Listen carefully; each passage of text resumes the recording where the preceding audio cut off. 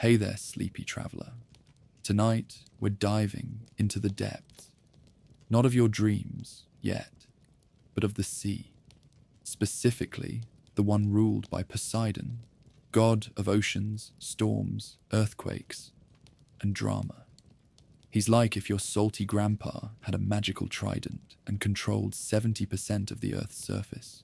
So fluff your pillow, swaddle yourself in blankets like seaweed, and get ready, because we're sailing into ancient myth where tempers are tidal and the horses, yeah, they're sea foam too. Long before Poseidon claimed the ocean as his stomping ground, there was chaos, the primordial soup of everything and nothing. Out of this murky mystery came Gaia, the earth, Uranus, the sky, and eventually the Titans, big, moody immortals who were basically the Greek myth version of a dysfunctional board of directors. Among the Titans were Cronus and Rhea, who birthed a new generation of gods: Hestia, Demeter, Hera, Hades, Poseidon, and Zeus. But Cronus, being a suspicious overachiever, heard a prophecy that one of his kids would overthrow him. Naturally, he did what any paranoid divine patriarch would do. He swallowed his children. Except Rhea got fed up. When Zeus was born, she tricked Cronus by wrapping a rock in a blanket and passing it off as baby food. Zeus grew up in secret, eventually came back with a plan and a potion, and made Cronus regurgitate his siblings. Poseidon, second eldest of the brothers, emerged into the world probably thinking, that was weird, before joining Zeus and Hades in the ultimate cosmic rebellion, the Titanomachy. The war between the Olympians and Titans was no small scuffle. Thunder cracked, seas boiled, and the underworld trembled. Poseidon fought fiercely, but what he really wanted, more than justice, more than victory, was power. He was not just a god in waiting. He was a god being shaped by chaos, vengeance, and the need to carve out his own dominion. As the battle wore on, Poseidon's weaponry evolved. He wielded not just force, but foresight, not just brawn, but strategy. And behind his salty scowl was a calculating mind, one that watched the waves as closely as he watched his enemies. Poseidon's strength lay in persistence. While Zeus flung thunderbolts and Hades plotted from the shadows, Poseidon anchored the war effort. His power flowed like the tide, unrelenting, inescapable, and prone to floods of fury. He crushed titans beneath quakes and summoned whirlpools to drag down enemy strongholds. When Cyclopes emerged from Tartarus to forge divine weapons, they gifted Poseidon the trident, a masterpiece of marine magic and tectonic terror.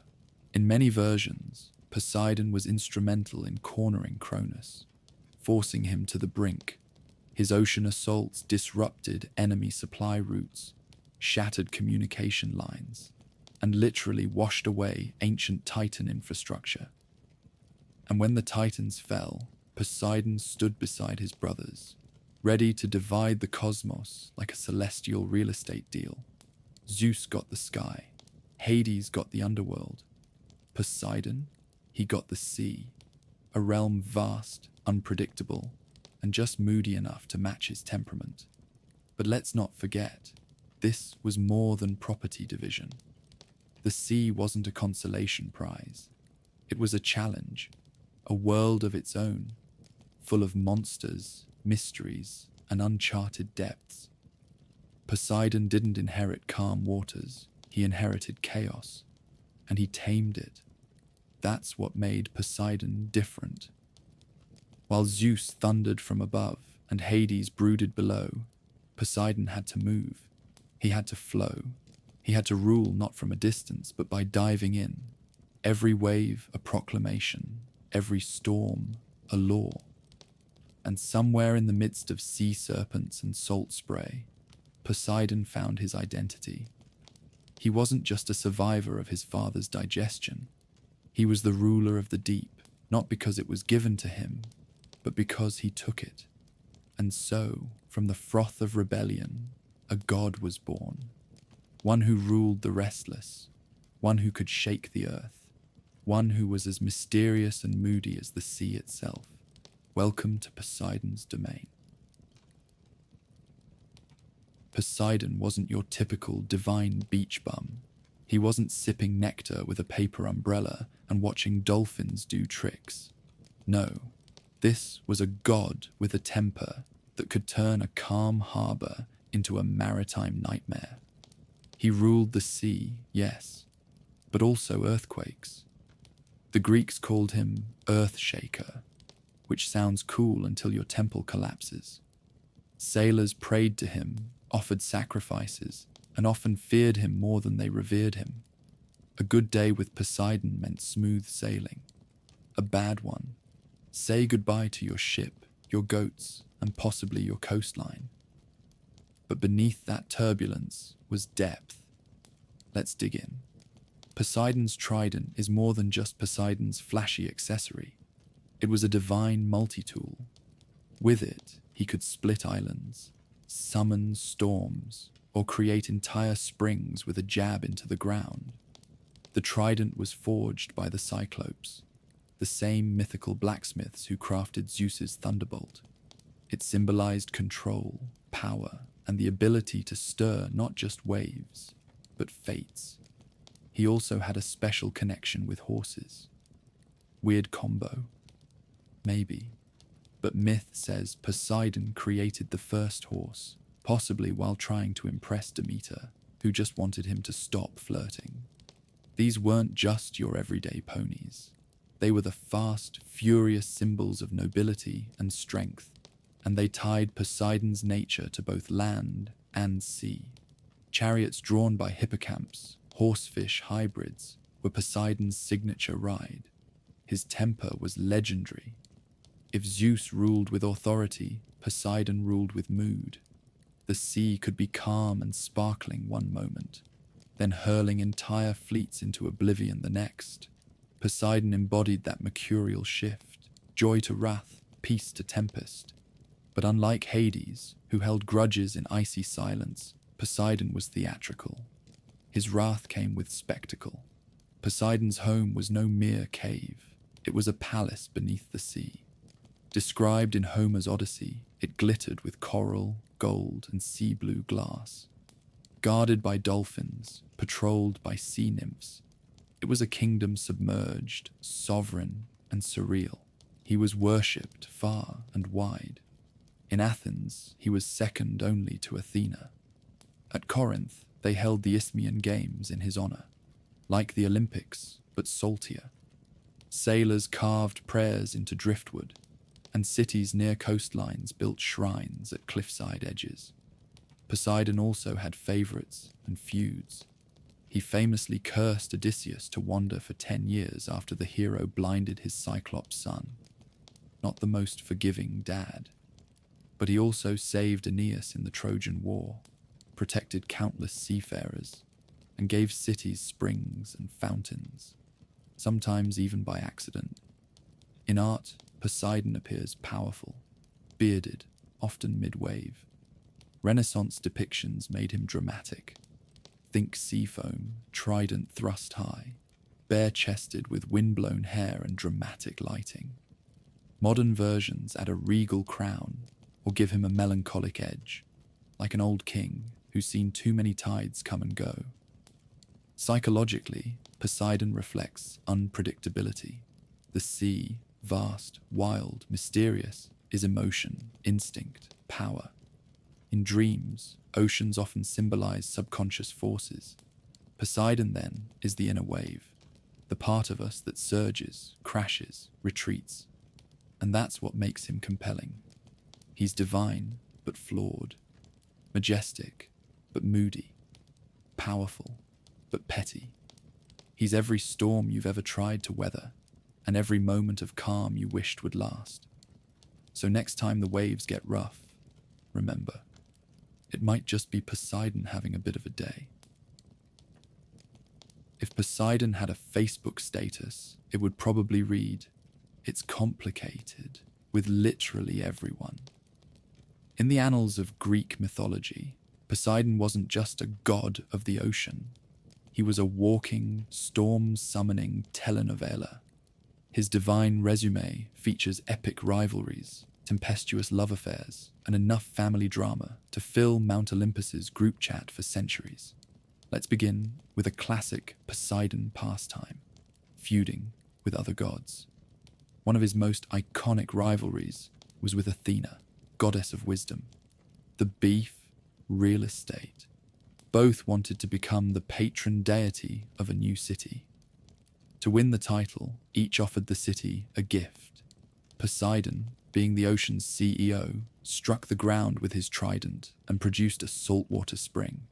Impressive, dramatic, and completely undrinkable. Athena? She planted an olive tree. It was useful, symbolic, and far less salty. The people chose Athena. Poseidon sulked, but not quietly. According to some stories, Poseidon flooded parts of Attica afterward. Others say he cursed the land with drought. Either way, it was his divine way of leaving a bad Yelp review. Even gods hate rejection. Then there's his sibling rivalry with Zeus. While they ruled different realms, sky, sea, and underworld, tensions still rippled through Olympus. Poseidon wasn't exactly thrilled by Zeus's bossy attitude. In fact, at one point, he literally tried to overthrow him.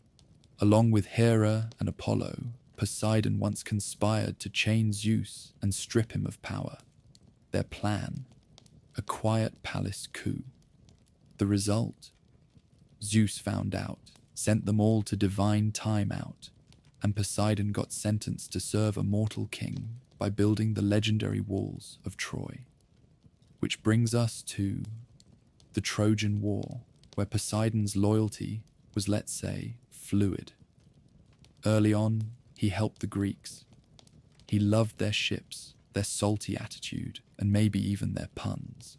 But as the war dragged on and offences stacked up, especially the blinding of his Cyclops son by Odysseus, Poseidon switched allegiances like a tide turning. He flooded paths, crushed walls, and kept the drama churning. Let's talk romantic entanglements, a polite term for Poseidon's many mythological affairs. Like Zeus, he was known for his enthusiasm. He pursued nymphs, goddesses, and mortals with hurricane energy. Among his better-known relationships, Medusa. In one of mythology's more tragic tales, Poseidon and Medusa met in Athena's temple. The encounter ended with Athena cursing Medusa, turning her into the snake-haired Gorgon we know today. Not Poseidon's finest hour. Amphitrite, a sea goddess and one of the 50 Nereids, Amphitrite initially rejected Poseidon's advances and fled. Undeterred, he sent a dolphin to persuade her. It worked. They married, and that dolphin got its own constellation. Honestly, that dolphin might have been the best wingman in history. Demeter. Poseidon pursued her so persistently that she transformed into a mare to escape him. Poseidon, not one to be discouraged by a simple species change, transformed into a stallion and caught up. The result was a divine horse child named Arion. It's messy. It's myth. And through it all, Poseidon never really settled down. Even when he did have a queen in Amphitrite, he still had many affairs. Fidelity, not exactly the sea god's strong suit. Then there were the grudges. If Poseidon didn't like you, you knew it. Odysseus, 10 years of wandering. Laomedon, king of Troy, promised to pay Poseidon for helping build city walls, then didn't. Poseidon sent a sea monster, Ajax the Lesser, disrespected a temple. Poseidon split his ship and sent him straight to a watery grave. Even minor infractions could earn you Poseidon's wrath. He was like that uncle who never forgets a slight, except he can level coastlines.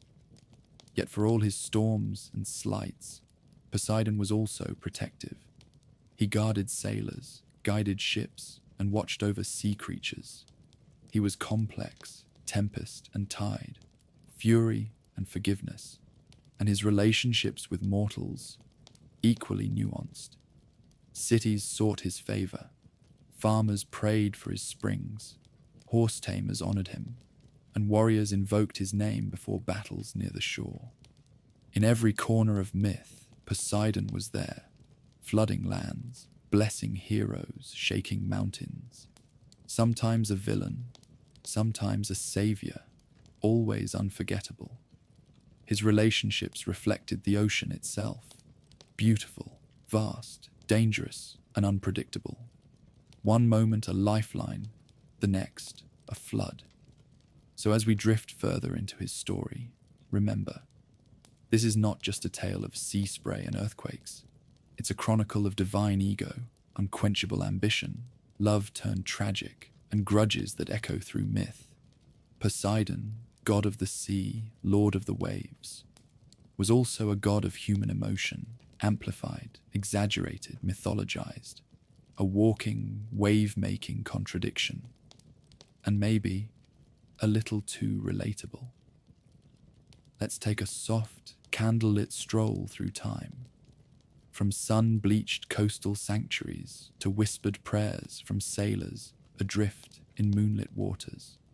Because while Poseidon could be tempestuous, he was also venerated with awe, love, and the occasional fully grown bull tossed into the ocean.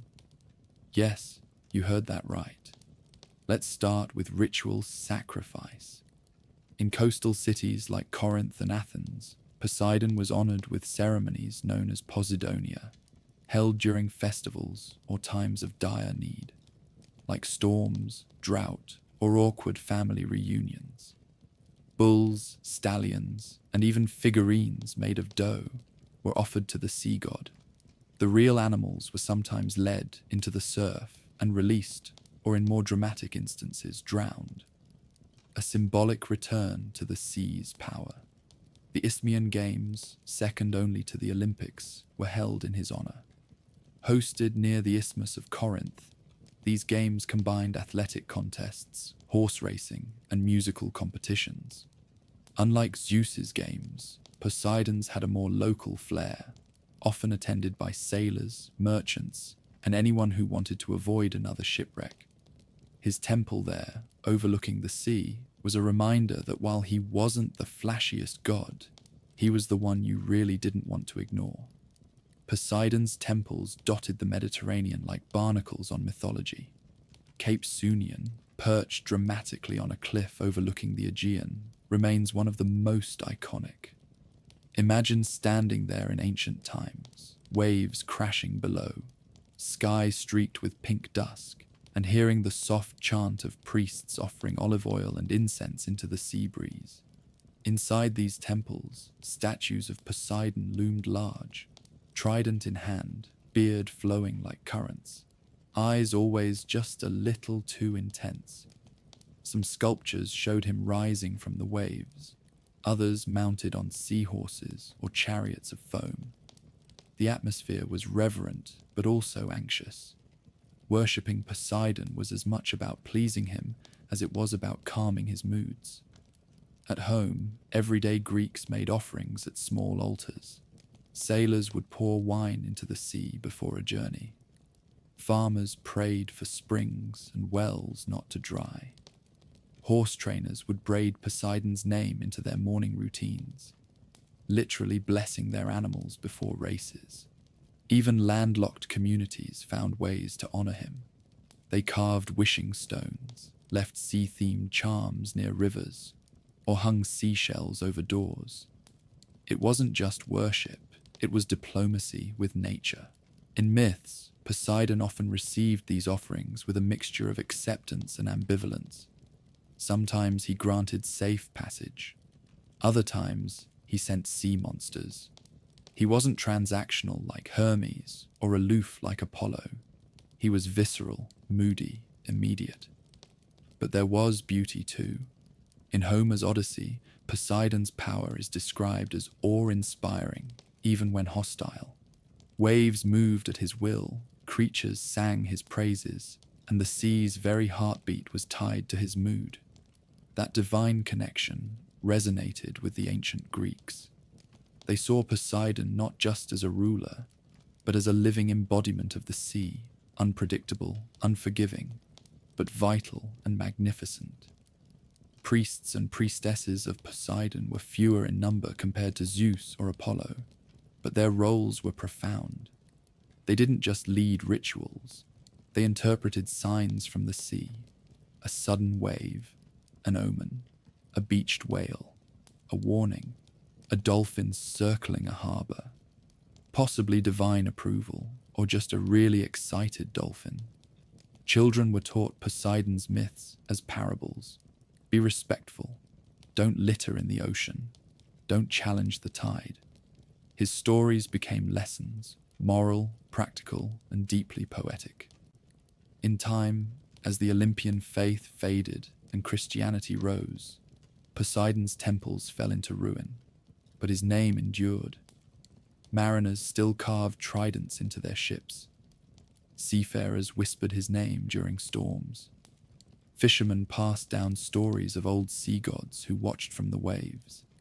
And even today, we evoke him, in literature, in film, in the way we describe the sea's fury or beauty. His worship was never just about grandeur. It was about relationship, fragile, shifting, respectful. To revere Poseidon was to recognize the ocean's power, to understand that while we may sail upon it, we never truly master it. So next time you hear waves crashing, maybe take a quiet moment. Offer a thought, a whisper, a soft, sleepy nod to the sea god who once ruled from a coral throne, and who maybe still listens.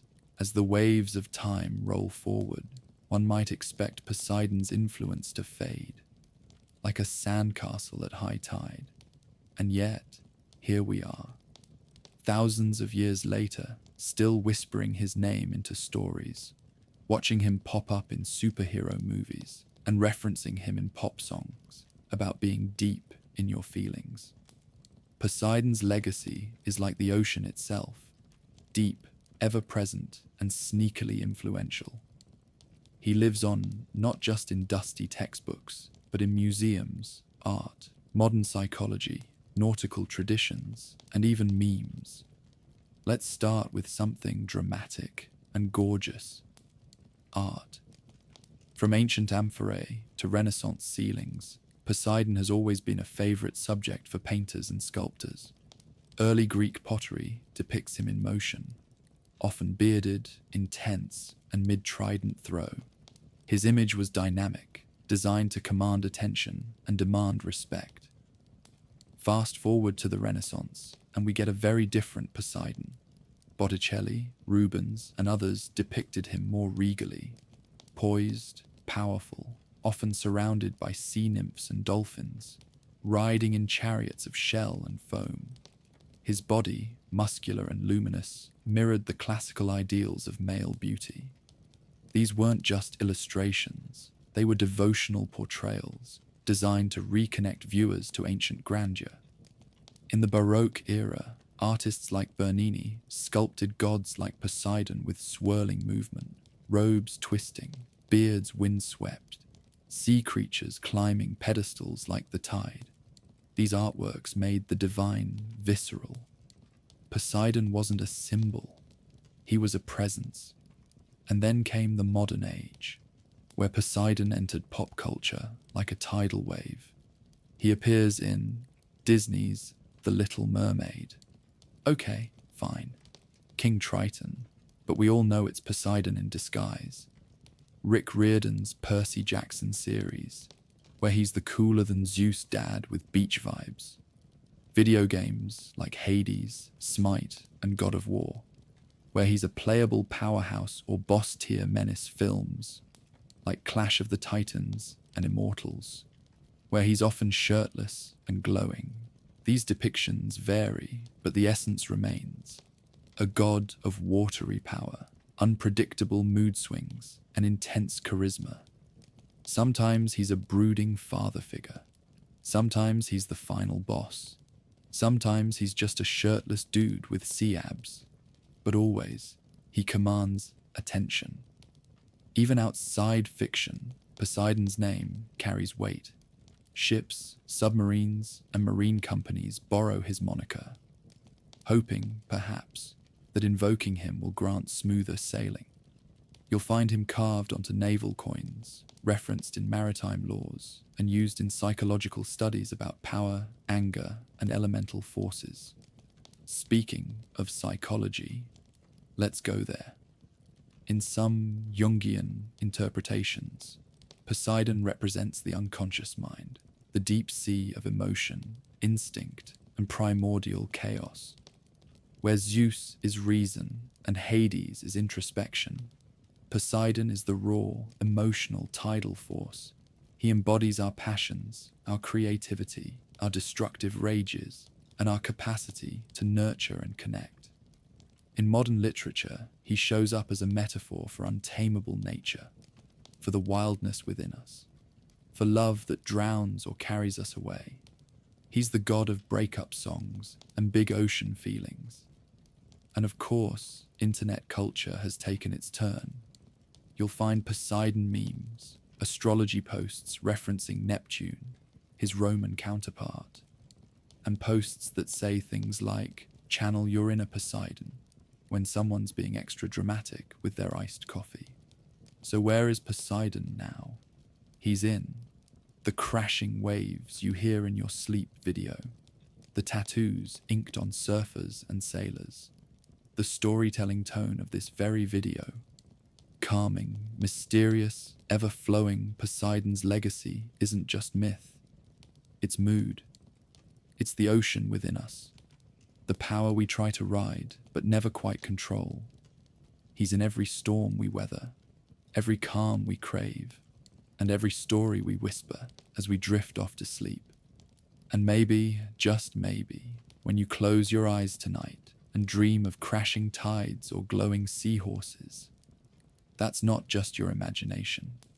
It might be an ancient god still riding the currents of your thoughts, reminding you the sea remembers everything. And that, dear dreamer, was the story of Poseidon. In all his salt-sprayed, seahorse-driving, mood-swinging glory. Thank you for floating along with us tonight. If your eyes are still open, consider this your gentle reminder to subscribe for more myths to sleep, learn, and dream to. Now let the waves carry you wherever dreams go. Good night, and may the tide be always in your favor.